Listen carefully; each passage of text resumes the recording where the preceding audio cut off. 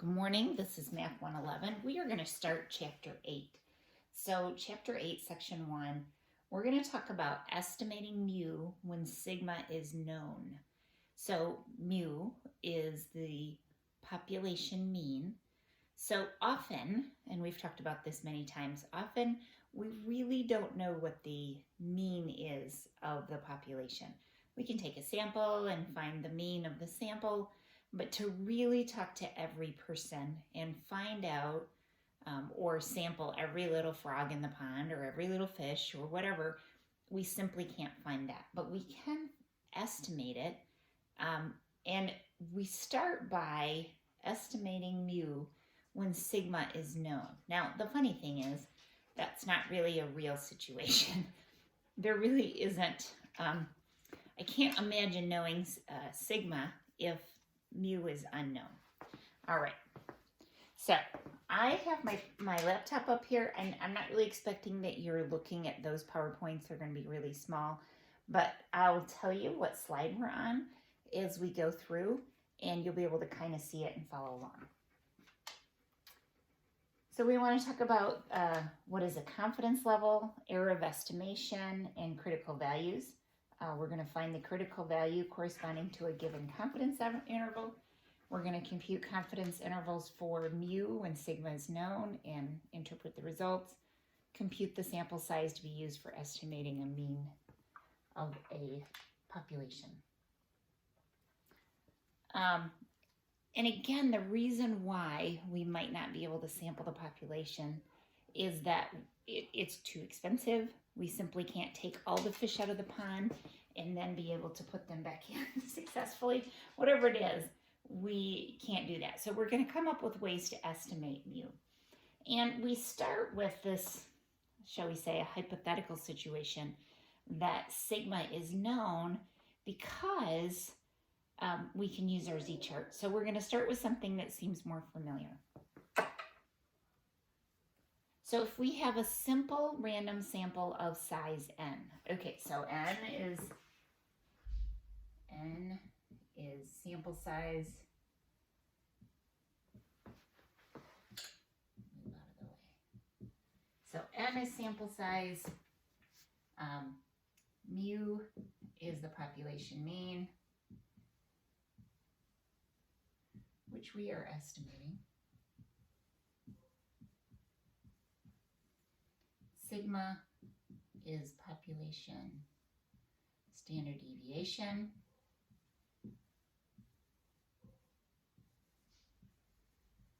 That we somehow know, it's known. X bar is the population, or the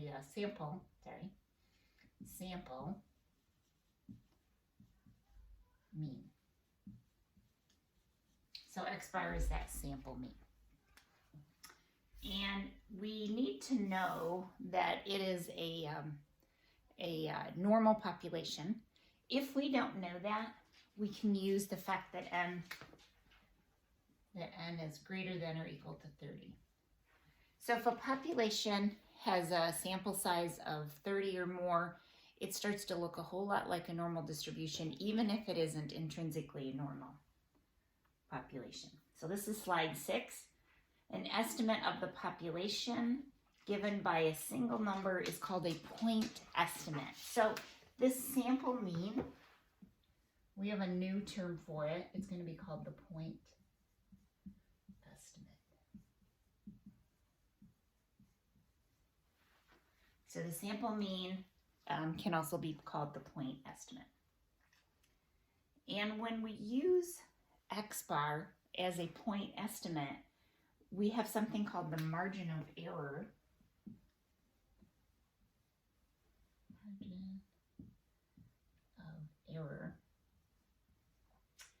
And that's the difference between X bar and mu.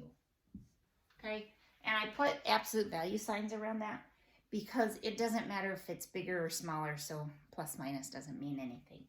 But the margin of error is that difference from my actual mean that I'm estimating and my sample mean, which is some sort of point estimate. Okay, so this idea of an error can be a little challenging to wrap your brain around. We tend to think, oh, it's a math problem, there's an answer. Well, yes, but we're talking about real life situations. So in real life, you have things that are a little bit off, a little bit bigger, a little bit smaller, and it's never quite exact. So when we're doing some sort of estimate, we would expect that there would to be an error.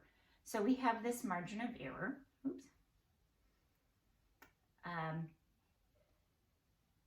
And remember that one problem in, might have been section 7.3, where we had to find what are the z's? If I have an area in the middle, and I have to find those two z's. Well, the cool thing is there's actually a little chart on your Z chart. If you look on the back side, which is the positive side, in the lower left corner, there's a little chart of what's called confidence intervals. So levels of confidence,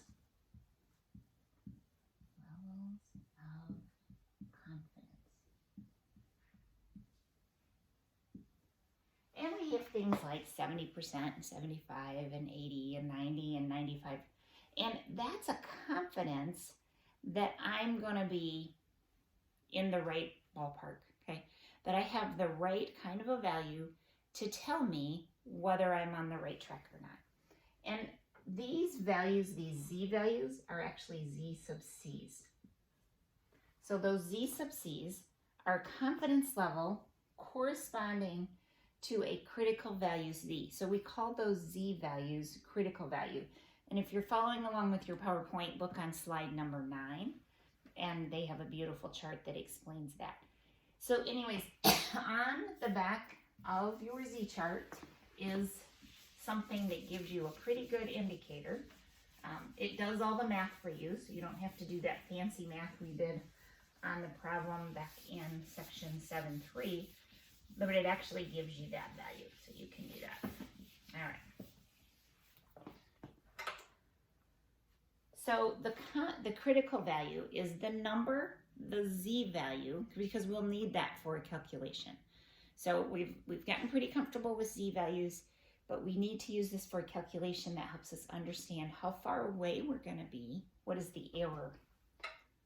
And then I actually like to skip through some of these slides because truthfully, you can just go right to your chart and read that.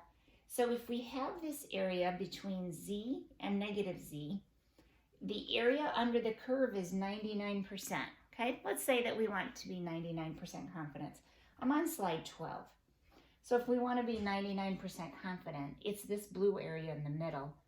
So again, we're finding those Z values that correspond. It's already done for you. You may as well just use the math. So we're going to, I'm going to skip over that again. Okay, so we're going to summarize. Because we're using X bar, our Z looks like this. Z X bar minus mu over sigma divided by the square root of n. So what we learned in 7.4 and 7.5 is there X bars and there's sigma and a square root of n.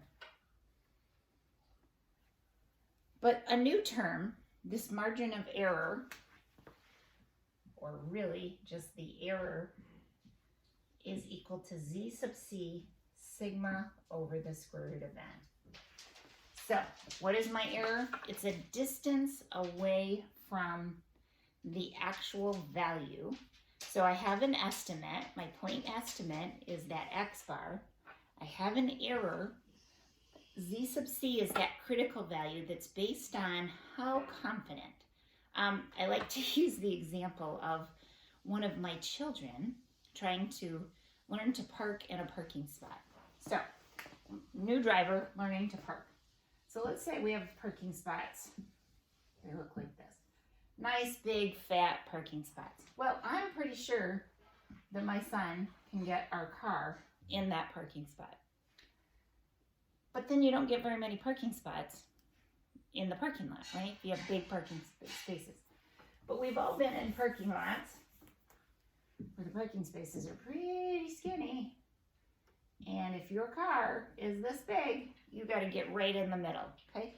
So I might be more accurate, have to have, I could have more parking spaces, but the downside is I don't get as many parking spots. So I'm less confident, this would be less confident, in big parking spaces. I am more confident that I can get in there, but I don't get as many parking spots. So how does this correspond to numbers? So if I'm less confident and I have tighter margins, then I can estimate more accurately. But if I estimate more accurately, I'm less confident that I got the right values. If I have a bigger value, I am more confident, but it's sloppy. Think of trying to put a pin in a hole. If the hole is really big and that pin fits in there, it's sloppy and it may or may not get you in the right spot. If I'm less confident that I'm going to get it in the hole, but it's going to help me more. So it's trade-offs. That's what statistics, we learn a lot about trade-offs in statistics. So this is my error formula. It's z sub c sigma times the square root of n. Again, just a reminder, we're talking about when sigma is known, okay? In section 8.2, we'll switch to more real life, which is sigma unknown, and we'll work through that.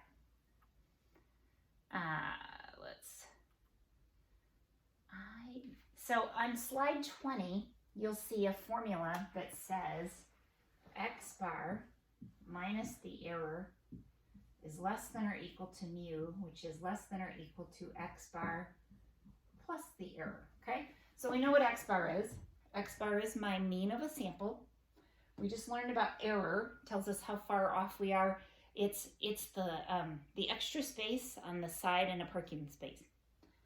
Mu is what we're after. That's what we want to estimate.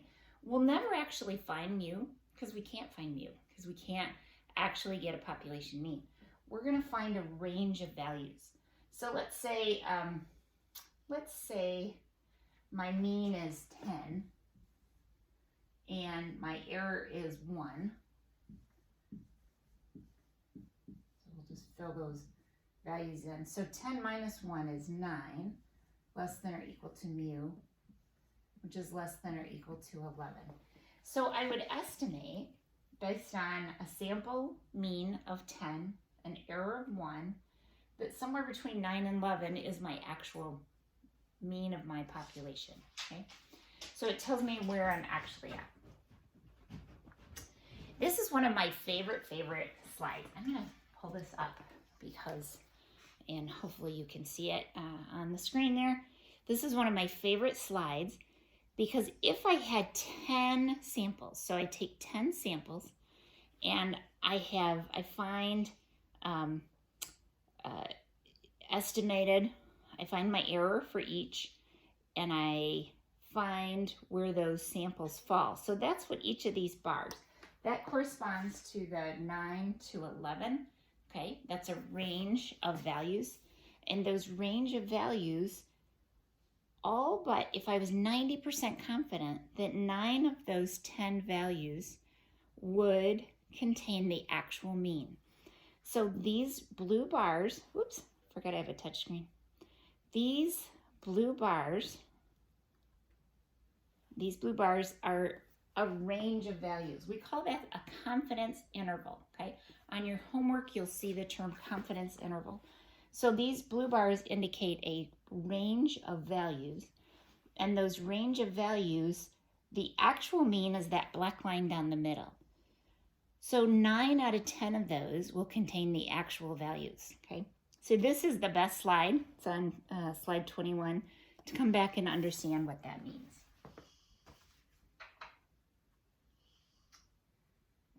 All right, I'm going to keep going. So this is my confidence interval. So let me erase this so I can label this. This is my confidence interval.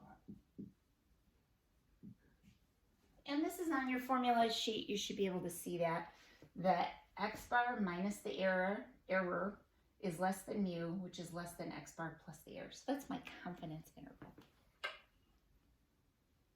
Oops. All right, and then another one of those nice blue boxes that kind of summarize everything for us. So let's do a sample problem. I'm gonna leave up my little formulas. So Julie enjoys jogging. She's been jogging for over a period of several years, during which her physical condition has remained constantly good. Usually she jogs 2 miles per day. The standard deviation of her times is 1.80. So she measures how long it takes her to jog 2 miles. Okay, so the 2 is not part of our calculations. It's just she jogs from home, goes around the back side of the neighborhood, through the park, and then back home. It's just her route. And she has a random sample of 90 of these times. So 90 is way bigger than 30. We don't even really have to find out if it was a normal distribution. For those 90 times, her mean was 15.60 minutes. Now, perhaps she's trying to qualify for some sort of fancy 5K race, and she needs to prove that she can run at a certain speed, okay? So we're gonna, and they want a 95% confidence interval. So my confidence is gonna be 0.95. We're gonna look up a z sub c that corresponds to that. So we have a simple random sample. The n is 90, and we have an x distribution way bigger than 30, so we know that it has to be approximately normal. This is that little chart that's on the back of your z chart. So on the back side where the positive values for z are located, on the bottom left corner, you'll find this little chart.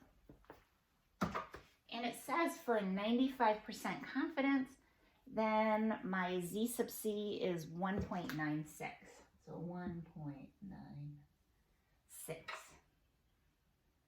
And again, they do that calculation for you. So now we need to calculate the error. So my error, let me get rid of a little bit of this. My error in this case, I take the 1.96, sigma was 1.80. My n is 90, so I take the square root of 90. And when I do that calculation, I'm on slide number 27. My error is about 0.37. So if I have an error of 0.37, I'm going to plug this in. Let's see, x bar is 15.60 minus my error is less than or equal to mu, which is less than or equal to my 15.60 plus 0.37. So I have a range of values. So the runners in the class would know that, you know, whatever your route is, a 2-mile route, 3-mile, 4-mile, 5-mile, whatever your route is every day, you don't get the exact same time every day, right? There's gonna be differences. Maybe it's hotter than you like, or colder, or it's raining, or there's just variability. So that's what this is indicating, that here is her sample mean, 15.60.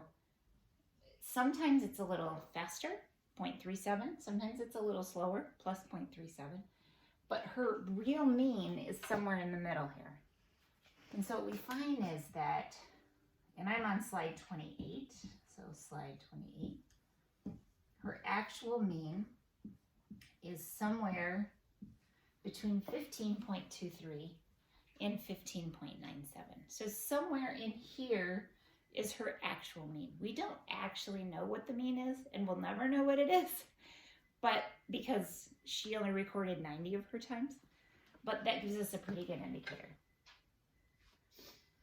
So we conclude, how do we interpret this? So we conclude with a 95% confidence that the interval from 15.23 minutes to 15.9 minutes is one that contains the population mean mu of a jogging time for Julia.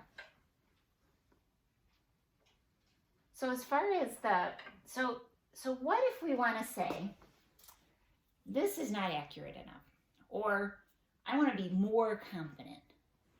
I can figure out what sample size. Now 90 is a pretty big sample size, but what if I want to figure out what that sample size needs to be in order to determine, make it at least a certain level of confidence. Let's say the boss says, you've got to figure out how long it's going to take us to restock these crazy shelves right now. And I need to be at least this confident. I need to be at least 90% confident because I have to report back to corporate. And you can't be off by more than 3 hours for the whole store. So that would be pretty significant estimating. So there's formulas that say N, which again is a sample size, Z sub C sigma over error, and I square that whole thing. Now, all this is that error formula solved for N. So we didn't do anything super fancy. We just took an algebra approach and solved for N. But this formula is listed on your formula sheet, so you don't have to remember how to do that. Kind of speeds up your homework a little bit. Again, error is that maximum amount of error. Sigma is the population standard deviation. Z sub C is that critical value. So if I say that I want to be 95% confident, I look it up on that Z sub C chart and find that that value is 1.96. So let's say, and I'm on slide 32 right now. Let's say a wildlife study is designed to find the mean weight of salmon caught by an Alaskan fishing company. A preliminary study of a random sample of 50 salmon shows that S equals 2.15. Now, the crazy thing, we talked about that the fact that you would know sigma and not know mu is a little crazy. And then in this sample problem, they use S. But later on in this sample problem, they say, yeah, but we can assume that that S is the actual mean. Or actual standard deviation. So I'm going to just call it that right now because that's what we need to use. So how big of a sample should be taken to know that my confidence is equal to 99%? So the boss says we need to be 99% confident, and here's this historic sample standard deviation, and we also want to know that my error is not more than 0.2 pounds off. Okay, so this is what the boss would say, you got to be this confident and you can't have any more error than that. And again, we want to find the true mean, but all I'm looking for is a sample size. So I want to find out salmon, like how many should I have in order to reach this value? We find on the Z sub C chart that 99% corresponds to a Z sub C value of 2.58. So 2.58 is the value from that little chart in the bottom left-hand corner of your Z chart.